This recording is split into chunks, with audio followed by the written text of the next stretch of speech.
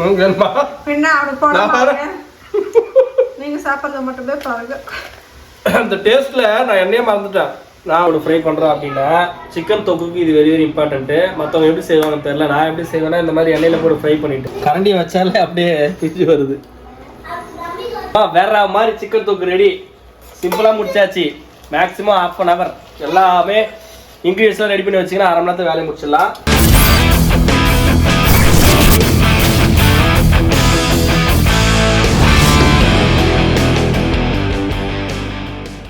அனைவருக்கும் வணக்கம். Welcome to ராஜா சசி மற்றும் பலர் யூடியூப் சேனல். நண்பர்களே, நம்மளுடைய வீடியோ தொடர்ந்து பார்த்துட்டு வந்துட்டு ஆதரவு அளிக்கிறவங்க எல்லாருக்கும் எங்களுடைய நன்றிகள்.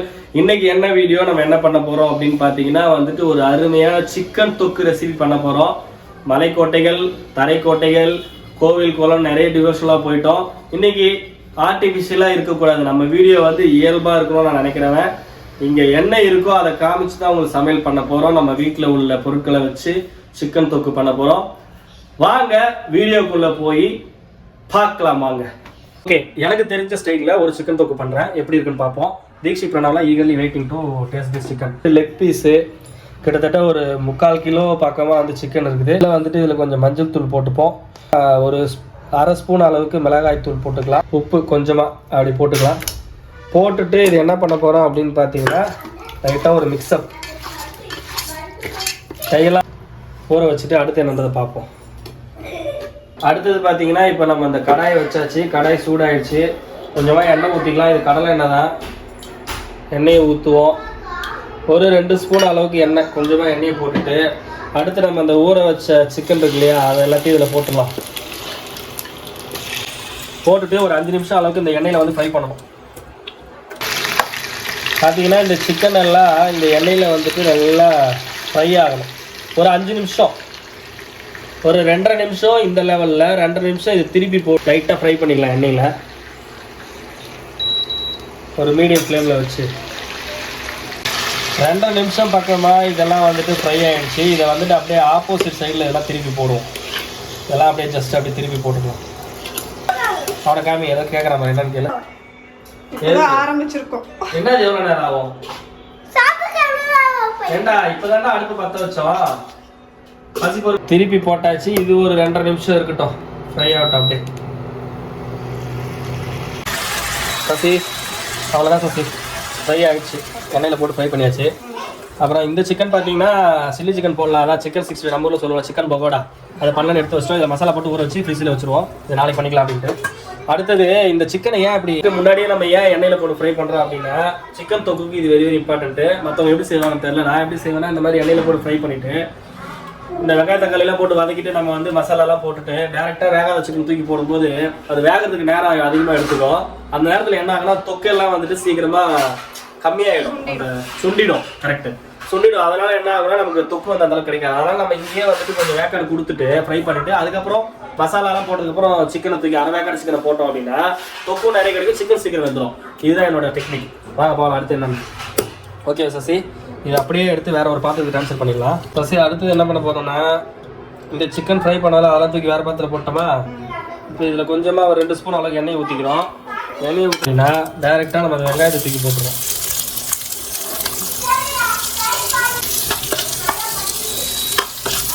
இந்த கேப்ல என்ன பண்ணோம் அப்படின்னு கேட்டீங்கன்னா கிராம்பு, ஏலக்காய்னா ஏலக்காய் போடலாம், இல்லைன்னா விட்டுடலாம்.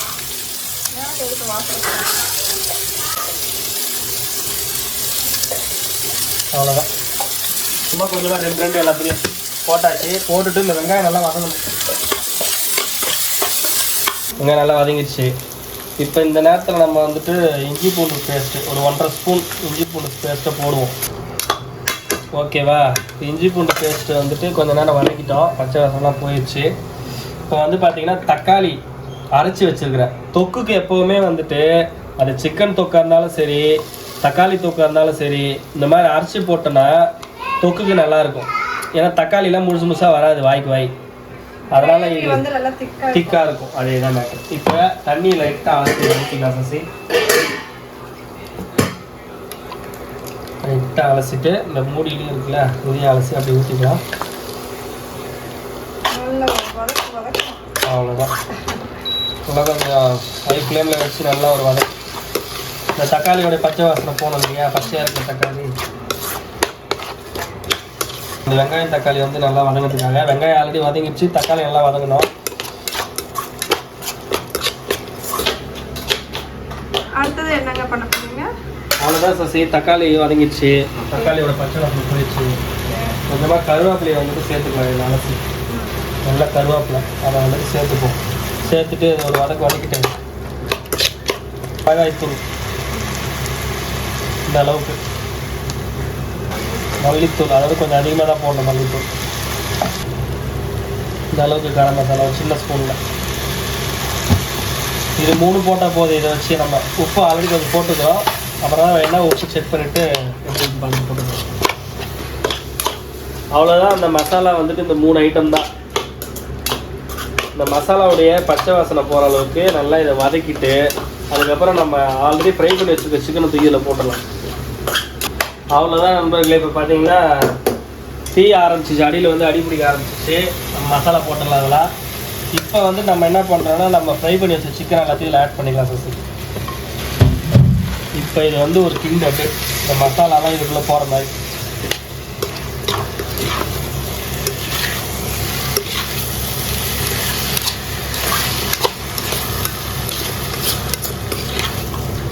எப்படி மசாலாலாம் நல்லா வந்து சிக்கன் கூட கலந்துருச்சு, எல்லாம் ஒன்றாயிடுச்சு. இப்போ வந்துட்டு தண்ணி கொஞ்சம் சேர்த்துக்கலாம். ரொம்ப தண்ணி போட வேணாம், அப்புறம் தொக்கு தானே பண்ணுறோம், அதனால் ஒரு 1/2 டம்ளர் அவ்வளோதான். இந்த லெவலில் போதும். இப்போ என்ன பண்ணணும்னா, இந்த மசாலாலாம் ஒன்றா சேர்த்துட்டு சிக்கன் அப்படியே தெரியணும் மேலே. ஏன்னா இந்த சிக்கன்லேருந்து தண்ணி வரும், அதனால் இந்த அளவுக்கு இருந்தால் போதும். அப்போ தான் தொக்கு நல்லாயிருக்கும். 7 ஆக்கில் வச்சு ஊற்றி சசி. ஓகேவா?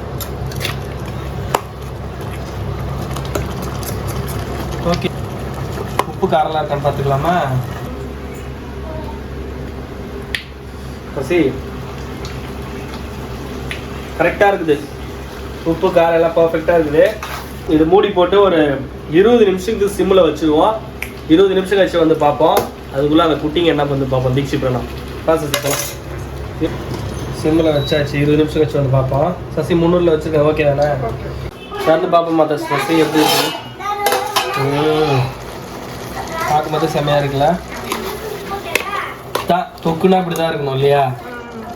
சிக்கனு சின்னதாக கொஞ்சமாக இருக்கும். இருந்துச்சா? டேஸ்ட் பண்ணி பார்த்துருவோமா? ஒரு லெக் பீஸ் வந்து எடுப்போம். கரண்டியை வச்சாலே அப்படியே பிச்சு வருது. பகிர் சாப்பிட்டு போகிறான். டேஸ்ட் எல்லாமே கரெக்டா இருக்கு. தீக்ஷிமா வெந்திருக்கா எப்படி இருக்குன்னு பார்த்து சொல்லு. ஓகே.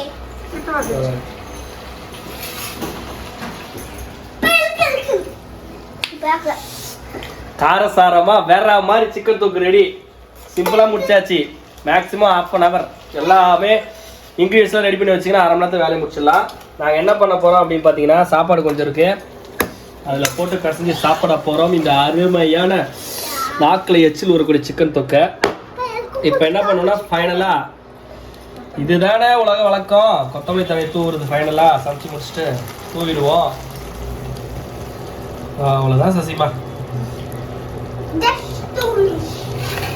நம்மளுடைய சிம்பிளான இயல்பான அருமையான வீட்டில் இருக்கக்கூடிய பொருளை வச்சு பண்ணக்கூடிய சிக்கன் தொக்கு ரெடி ஆயிடுச்சு. போயிட்டு சாப்பாட்டில் போட்டு சாப்பிட்டு டேஸ்ட் பண்ணி பார்த்துருவோமா? போலாம். அவ்வளோதான், சாப்பிட உட்காந்தாச்சு. அருமையான சிக்கன் தொக்கை சாப்பாட்டில் ஊற்றி சாப்பிட போகிறோம். பாருங்க.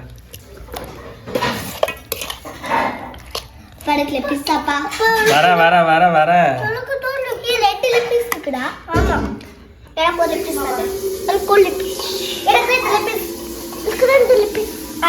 வர வர வர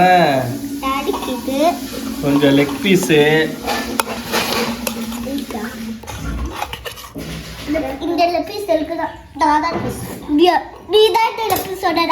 போட்டுட்டு சண்டை போட்டுக்காதீங்க. லெக் பீஸ் உங்களுக்கு எல்லாருக்குமே லெக் பீஸ் உண்டு தீக்ஷி. 2 லெக் பீஸ் இருக்கு.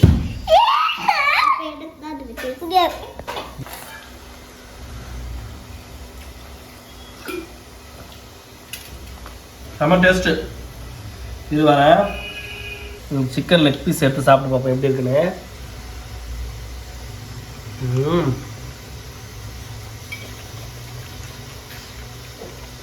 கொஞ்சம் சாப்பாடு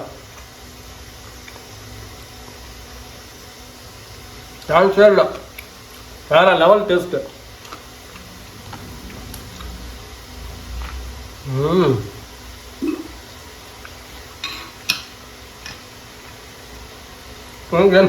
பின்ன அப்படி போட பாருங்க, நீங்க சாப்பிட்றது மட்டுமே பாருங்க. அந்த டேஸ்ட்ல நான் என்னையே மறந்துட்டேன். நான் வந்து எக்ஸ்ட்ராலாம் சொல்லல, இயல்பான வீடியோ தான். டேஸ்ட் உண்மையாக நல்லா இருக்கு. கனவு கேப்பா எப்படி இருக்குங்க? கடிக்கவே இல்லைடா நீ. தீக்ஷிமா நீ தண்ணியை குடிச்சிட்டு இருக்காத, இன்னும் கடி வாங்க. நம்ம வீடியோட இறுதி கட்டத்துக்கு வந்துட்டோம். நீங்களும் இதே மாதிரி நாங்கள் செஞ்ச மெத்தடில் செஞ்சு ட்ரை பண்ணி பாருங்கள், எப்படி வருதுன்னு பார்த்துட்டு சொல்லுங்கள்.